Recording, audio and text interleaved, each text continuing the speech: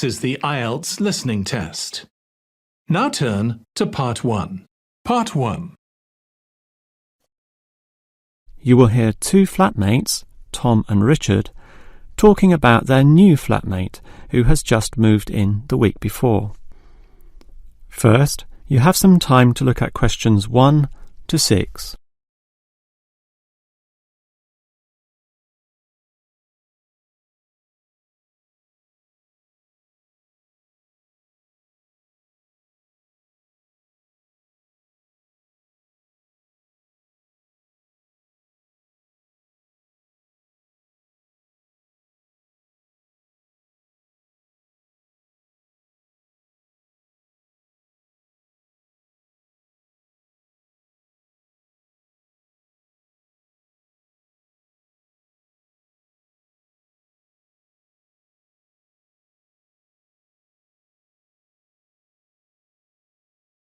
Now we shall begin.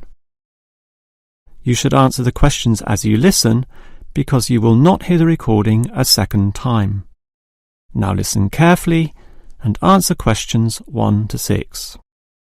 Hi, Richard. I'm glad I caught you here. Can I just talk to you about something? Our new flatmate, Anders, is not quite what I had hoped. I was wondering if you shared my concerns about some of his behaviour. Yes, Tom, I know what you mean, but we can't be entirely negative. He has good points. I mean, at least he's quiet. He doesn't play loud music all night or bother others or turn his TV up, disturbing everyone. Sure, he's quiet, but remember our last flatmate? He'd say hi to you and smile and treat everyone politely. In comparison, this new guy is very impolite. He just grunts in reply and sometimes ignores me altogether. I guess that's just his way, just his character. I don't think he realises he's being impolite, and it shouldn't matter to us too much. We can just ignore him too and quietly live our own lives. But his friends are hard to ignore when they visit. I know what you mean, but how often does that happen? I rarely see them, maybe once or twice a month. If they came more often, it might be a problem, but as it is, such rare visits don't matter so much. Wouldn't you say so? Well, I'm not sure, since it's very obvious when they're here because of all the cigarette smoke in the house. It stinks up the place, and we don't allow smoking on the premises. Well, I've never seen them doing this. Maybe they do it outside. Perhaps we can talk to Anders about it. Always remember, though, in one respect, he's a good tenant. And it's the most important aspect. The previous flatmate would always pay the rent late. I know what you're going to say. This guy pays promptly. But there's more to being a good tenant than prompt payment. I mean, you need to turn off the TV, clean up your dishes, dress respectably, be polite, and so on. I guess what I'm saying is that basically you need to cooperate with the others, and this new guy fails significantly in this respect. OK, I suppose you have a point there. Before you hear the rest of the conversation, you have some time to look at questions 7 to 10.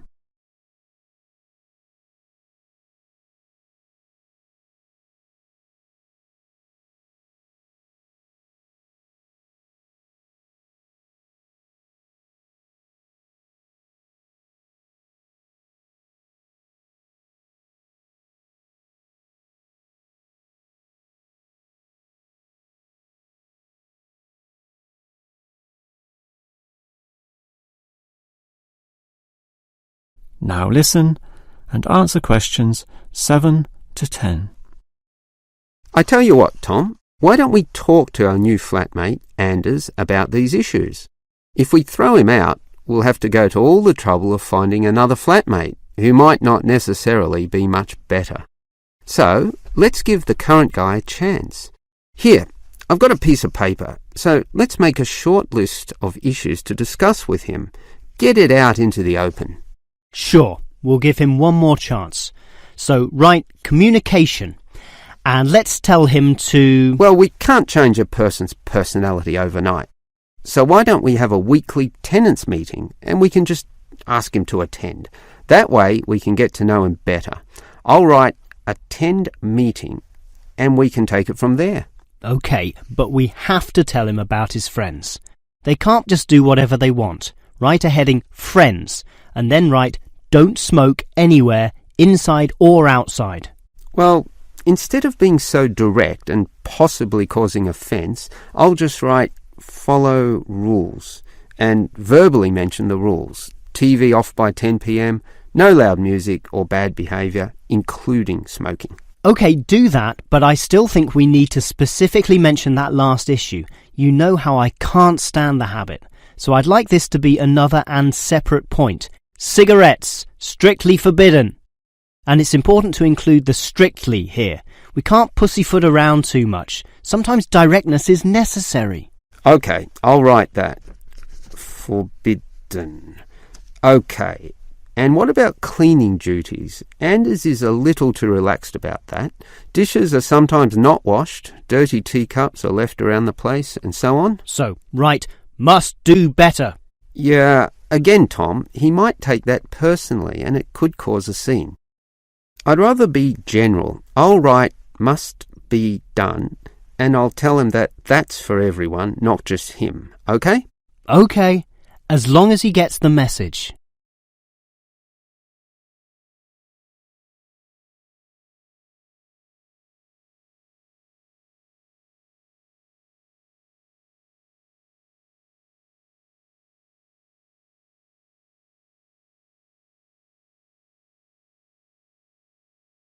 That is the end of part 1.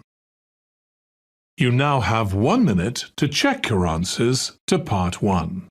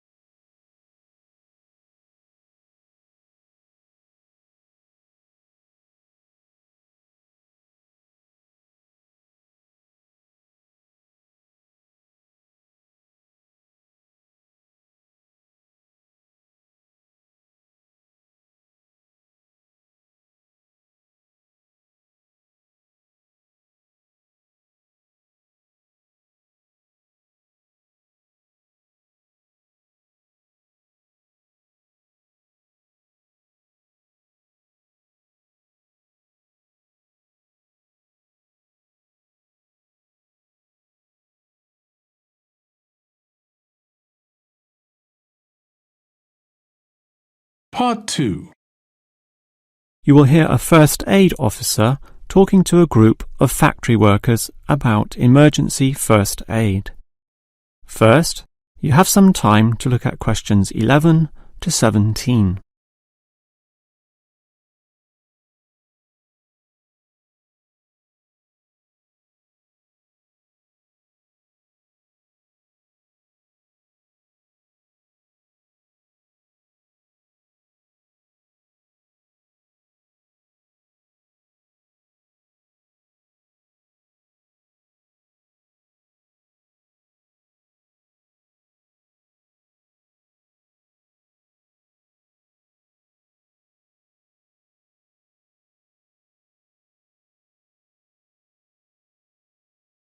Now listen carefully and answer questions 11 to 17. Hello everyone. Now you know why I'm here. You all work in a factory, and in this environment there always remains a significant possibility of accidents happening, in which case first aid will be necessary. What is first aid? It is the provision of emergency on-site care when an injury occurs, and it is essential for everyone to know, if only simply, the steps which must be followed. There are, of course, minor injuries which may happen, not needing further medical care beyond the intervention of the first aider, but you can never be sure, thus the following steps must always be followed. These can be abbreviated to the words Dr. ABC, in other words, DRABC. The D stands for danger, and that's the first issue to keep in mind. When an accident happens, immediately ascertain that the environment is safe. That, for example, nothing else will fall or break or cause accidents. If you, the first aider, are also injured, the problem is even worse. The R stands for respond. You must then ascertain the best response. Once all the danger has been eliminated and the distress calls sent out, the appropriate action is, obviously, to help the injured party. Alright, that leads to A, which stands for airway. In order to stay alive, all people need to have an open airway to allow breathing. A conscious person will automatically clear their own airway. But if unconscious, this may not happen. The brain is stopped or hindered from properly directing the body, and, obviously, in the worst case, death can result. For this reason, the injured person is normally put into the recovery position. Placed on the side, tilting the head back and ensuring that there are no blockages in the mouth. To free any such blockages, the back can be slapped or the chest compressed, allowing anything to be spat out. Now that the airway is free, check for B, or breathing. If breathing is not happening or is irregular, the first aider may have to assist with what is technically known as cardiopulmonary resuscitation, or more commonly, CPR. This involves breathing for the patient through mouth-to-mouth contact, while periodically massaging the heart through compressions to the chest. This combination allows blood and oxygen to flow around the body, keeping the patient alive, hopefully until medics, such as doctors, advanced first aiders, or ambulance staff arrive. Before you hear the rest of the talk, you have some time to look at questions 18 to 20.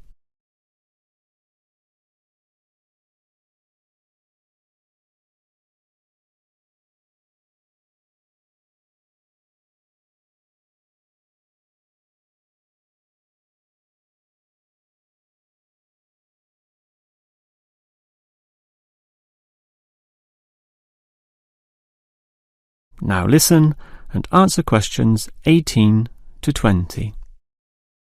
Now, it's certainly good to have knowledge of emergency first aid, but, obviously, the best situation is simply not to have accidents occur in the first place. For that, you need to be aware of safety issues, but just saying "be aware" does not usually achieve much.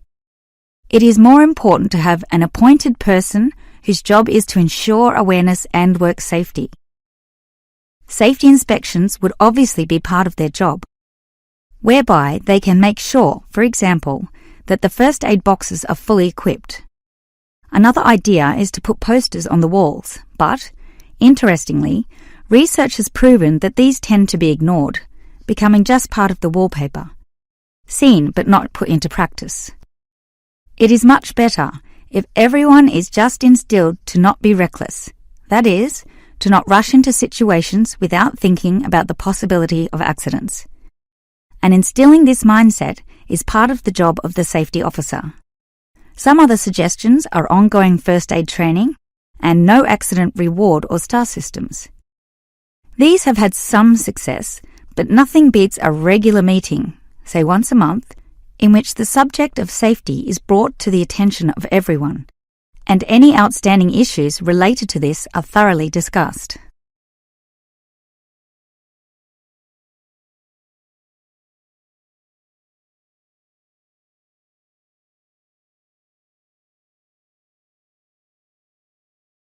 That is the end of part 2. You now have 30 seconds to check your answers to part 2.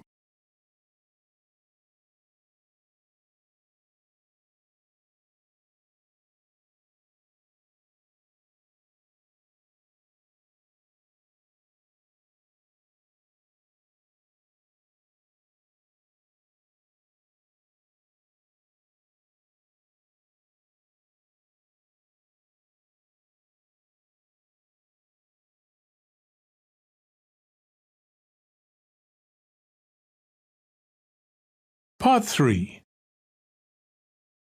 You will hear two students, Frank and Nicole, discussing their research on university waste. First, you have some time to look at questions 21 to 25.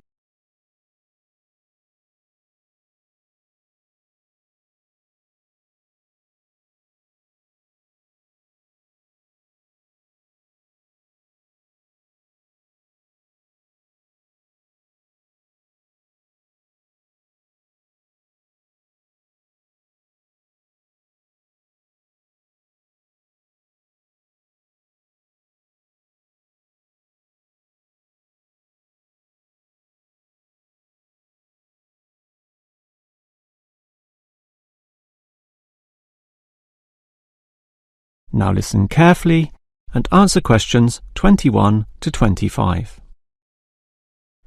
Hi, Nicole. As you know, we've got to decide on the best ways this university can reduce its waste. You inspected the Eastern campus and I did the Western buildings. Did you do all the interviews as well? Yes, I interviewed all the staff who made some good observations, and I interviewed some of the students. The students said little that was interesting. They don't seem to care that much. It was the cleaners, surprisingly, who revealed the most relevant facts. That's not surprising to me. They empty all the bins, so they see the waste firsthand, whereas the staff just throw things away without thinking. What item was most commonly disposed of? Well, it really depended on where I interviewed. In the cafeteria precinct, obviously paper plates and cups were thrown away all over the place. There was almost no attempt at recycling. However, across the university in general, it was paper copying that filled up most bins, far more than plastic or other forms of waste. Do people care about this, then? Well, some do, if you can believe them. I must have interviewed about 30% of customers in the cafeteria, and the results were mixed. Out of all the people I interviewed, well over half, maybe about 55% of them, were quite honest about it, telling me that they had little concern. The other fraction, 45%, were more troubled. Yes, but do they do anything about it? Surprisingly, quite a significant percentage do something, even if they aren't particularly concerned. I mean, small things. About 10% bring their own cups to the cafeteria, for example, and at least 1/3 said they use recycling bins. So, in total, it's an equal split between those who do something or those who don't. So why do so many people remain inactive, particularly over an issue they should care about more? I think they do care, and many of them are prepared to do something.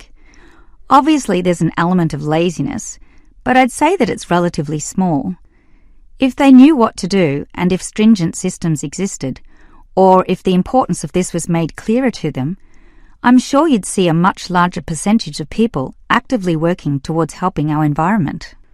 Well, there's cause for optimism at least. Before you hear the rest of the conversation, you have some time to look at questions 26 to 30.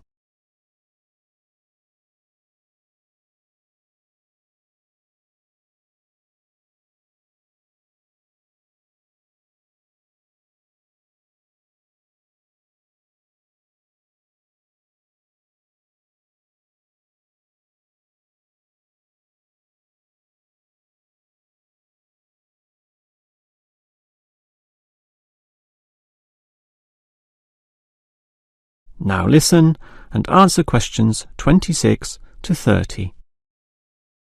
Clearly then, there's a significant waste of paper here at this university, so I've worked out one practical suggestion which could help reduce it, specifically the waste from the excess photocopying. Let me hear it then.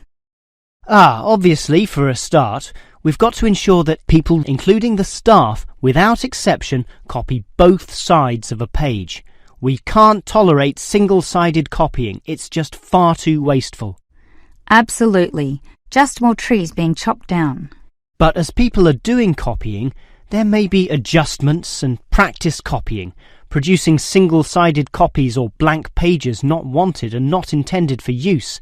These need to be deposited into a tray for intended recycling. You know, for recopying onto the blank side of the page. But people don't usually do that. I'm afraid it's just human nature.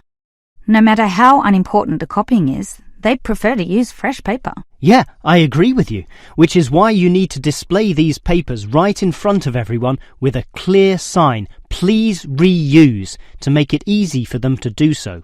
They still won't do it. I know. That's why you take some of these papers and regularly stack them inside the copier in a special tray once a day, say in the morning.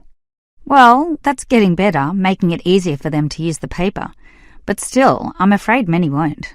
That's why you allow everyone to select this tray when copying.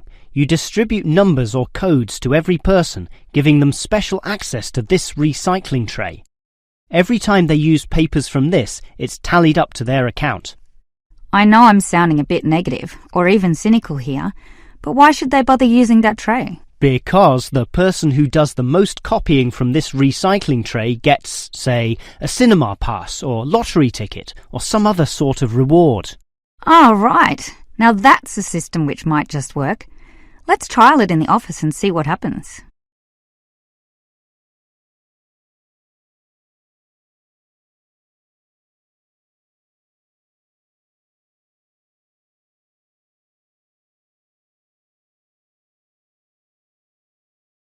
That is the end of part 3. You now have 30 seconds to check your answers to part 3.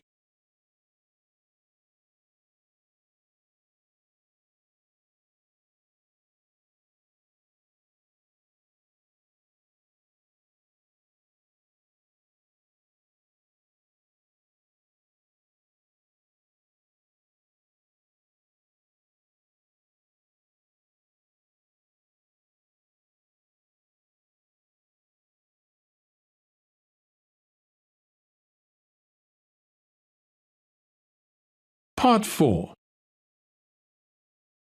You will hear a lecturer discussing techniques for removing carbon dioxide from the atmosphere. First, you have some time to look at questions 31 to 40.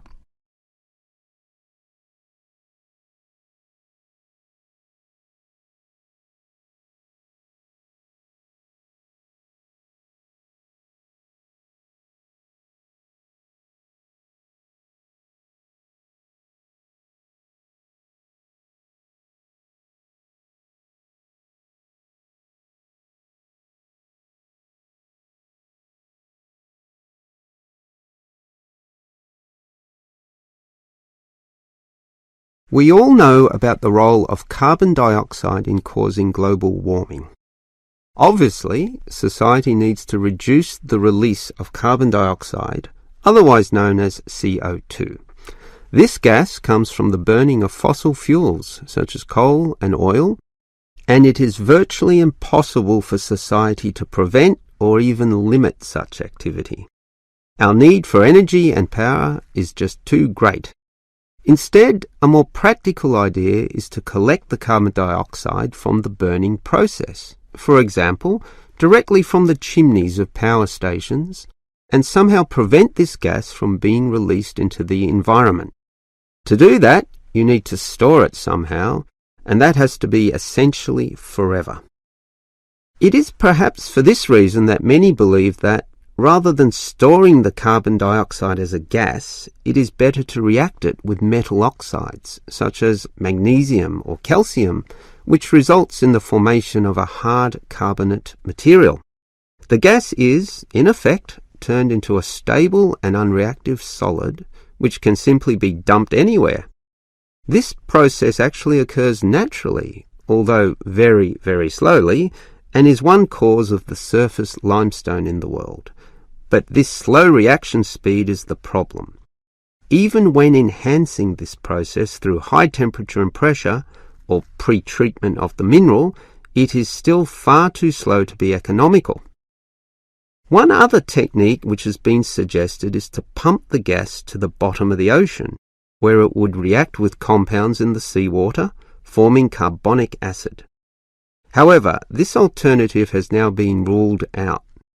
The CO2 may be removed from the atmosphere, but the high oceanic acidity which would result raises its own set of problems, mostly with all the delicate life and the intricate food chains in the seawater, some on which we ourselves depend, and that's something which no one wants to experiment with.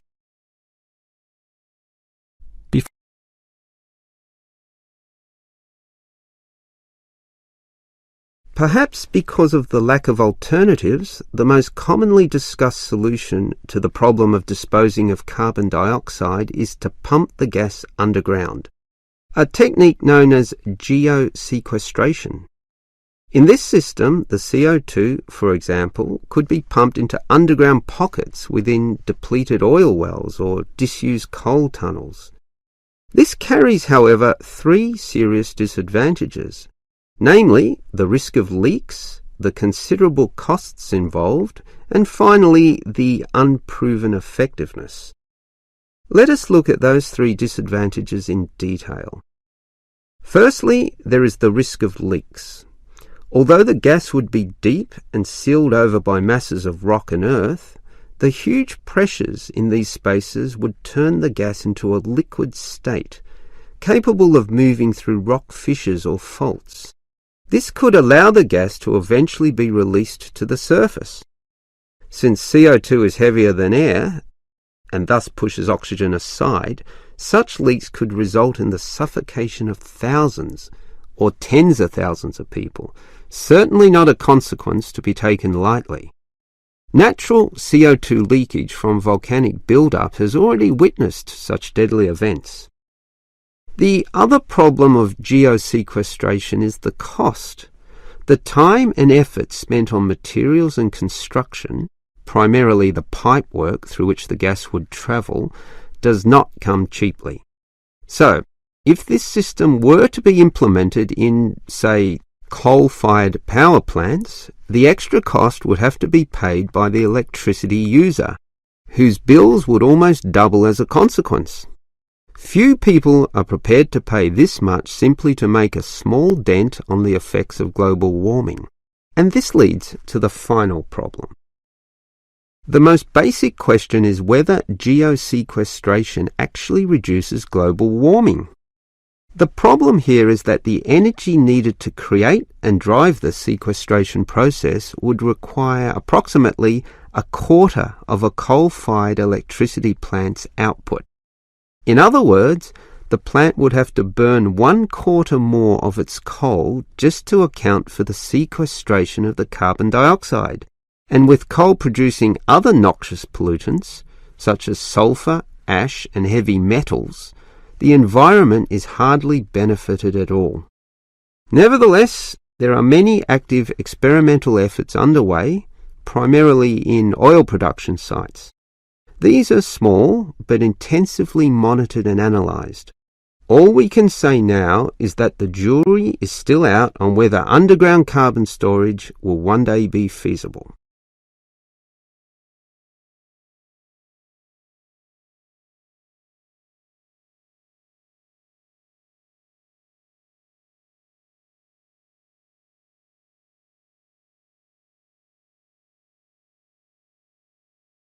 That is the end of Part 4. You now have 1 minute to check your answers to Part 4. That is the end of the listening test. In the IELTS test, you would now have 10 minutes to transfer your answers to the answer sheet.